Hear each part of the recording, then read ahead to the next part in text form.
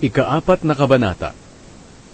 Sa mga araw na iyon, 7 babae ang mag-aagawan sa isang lalaki at sasabihin nila, "Kami na ang bahala sa pagkain at damit namin.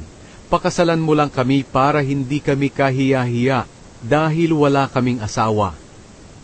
Muling pagpapalain ang Jerusalem.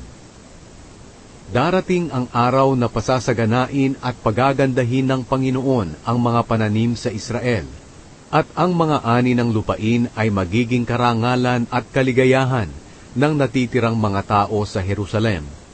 Tatawaging banal ang mga natirang buhay sa Zion, ang lungsod ng Jerusalem.